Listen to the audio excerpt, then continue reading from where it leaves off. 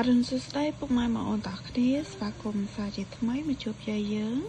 នៅព្រឹកនេះដែរយាយយើងមានតម្រុយថ្មីសម្រាប់ពុកម៉ែបងប្អូនទស្សនានៅមួយកំសាន្តលេងសម្រាប់ថ្ងៃទី13ខែ5 2025តម្រុយរបស់យាយក៏មានប៉ុណ្ណឹងហើយយាយក៏មានសបិននិយាយជូនពុកម៉ែបងប្អូនស្ដាប់កំសាន្តដូចគ្នាតែមុននឹងនិយាយសបិនយាយក៏សូមពឹងពុកម៉ែបងប្អូនចូលរួមទស្សនាទាំងអស់គ្នានេះកុំភ្លេចជួយពាក្យ like ជា subscribe ឬក៏នឹងឲ្យ channel យាយម្នាក់មើលផងបងប្អូនណាឬក៏ចង់បានតម្រូវតាមម៉ងក៏យាយមានដែរ link យាយដាក់លើ comment បងប្អូនណាតោះចឹងពុកម៉ែបងប្អូនចូលមកស្ដាប់សបិនយាយយប់មិញនេះយាយសបិនឃើញចាចេញពីសាលារៀនយាយហ្នឹង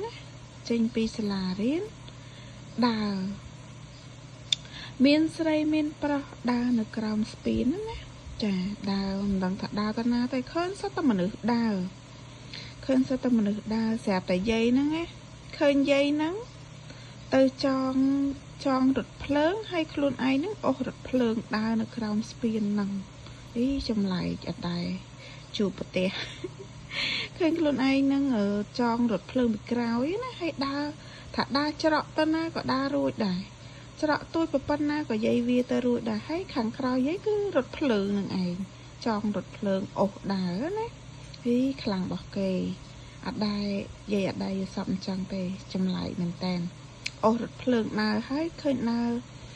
នៅក្រោមស្ពានណាក៏យាយរុញចូលអូសទៅរួចដែរចាមានផ្លូវរហូតមិនថាផ្លូវនឹងផុក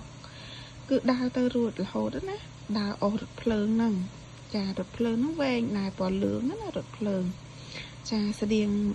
សបិនម្សិលមិញបងអូនចាហ្នឹងហើយអញ្ចឹងយាយក៏កាត់យក18 19 48 40គុត49 8 19 8 40គុត8 49ចារថភ្លើងវែងធំណាអូ10នឹងអូ40អញ្ចឹងពុកម៉ែបងអូនចេះកាត់លេខអីក៏យកតាមហ្នឹងទៅណាចាហើយក៏ជូនពរហេងស្នាងល្អទាំងអស់គ្នាអញ្ចឹងវីដេអូយាយក៏មានតែប៉ុណ្្នឹងទេជួបគ្នានៅវីដេអូក្រោយបាយ